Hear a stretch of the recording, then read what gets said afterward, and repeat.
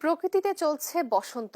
বাড়তি নান্দনিকতা যোগ করতে রংপুরে ফুটেছে মাধবীলতা, পাপড়ি মেলে ছড়াচ্ছে সুবাস। ফুলের চারপাশে উড়ছে প্রজাপতি। দুর্লভ এই মাধবীলতাকে পরম যত্নে আগলে রেখেছেন কবি, লেখক ও ফুলপ্রেমী রানা মাসুদ। রংপুরের ইতিহাসে প্রথম শ্বেত শুভ্র এই ফুল দেখতে ভিড় করছেন ফুলপ্রেমীরা। আরো জানাচ্ছেন সহকর্মী রফিকুল ইসলাম।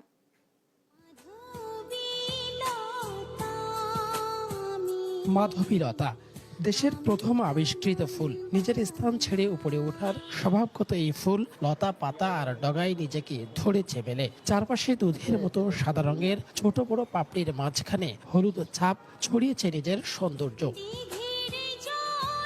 বাগান জুড়ে ফুলের মৌ মৌ গন্ধ, ফুলেদের গায়ে প্রতিনিয়ত ছোটাছুটি করে মৌমাছি, প্রজাপতি সহ প্রকৃতি বন্ধুরা। সুবাসিত ফুল বাগানে গান গায়ে পাখালিও। নিজ বাড়িতে এই ফুলের প্রথম আগমন তাই আনন্দ বাড়িয়েছে বহুগুণে।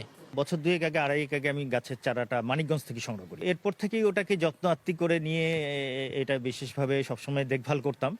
তো আশায় ছিলাম কবে ফুল ফুটবে, তো এবার ফুল এসেছে।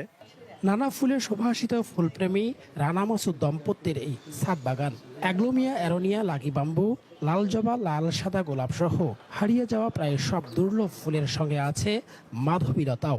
নিজের শিশু সন্তানের মতো পরম যত্নে আগলে রাখার গল্প শোনান এই দম্পতি। বলেন, মধুমঞ্জুরি যেন মাধবীলতা না হয় সেই বিষয়ে সচেতনতা প্রয়োজন। মাধবীলতা নামে যেটা আমরা বলি সেটা হচ্ছে মধুমঞ্জুরিকে অথবা মালতীলতাকে। তো এই যে একটা ভুল পরিচিতি চলে আসে, তখন আমি ভাবলাম যেভাবে হোক আমাকে একটা মাধবীলতা চারা সংগ্রহ করতে হবে এবং গাছটা নিজের বাসায় করতে হবে। এই যে মাধবীলতা, এইটা নিয়ে আমি চাচ্ছি হয়তো আগামীতে ভালো হলে আমরা একটা মাধবী বরণ উৎসব করব। কারণ মাধবীলতার সাথে আমি মানুষকে পরিচিত করে দিতে চাই যে এইটাই অরিজিনাল মাধবীলতা, এটাই একটি মূল একটা। আর আনন্দ তো আছেই, ফুলের তো যত ফুল হয় তত আনন্দ। গাছ তো আসলে সন্তানের মতোই। কেউ আমার গাছের একটা অযাচিতভাবে পাতা বা ফুল ছিঁড়লেই আমার ভীষণ কষ্ট না, শুধু রাগ চেপে যায়। এবং মজার বিষয় হলো, আমি আমার ছেলেদেরকে ছোটবেলা থেকে শিখিয়েছি, একটা গাছের পাতা ছিঁড়লে ততটাই কষ্ট লাগবে যতটা তোমার হাতের আঙ্গুলটা ভেঙে দিলে লাগবে। রংপুরের ইতিহাসে প্রথম শ্বেত শুভ্র এই ফুল ফুটেছে, তাই ফুল প্রেমীরা আসছেন এই ফুলের সুবাস নিতে।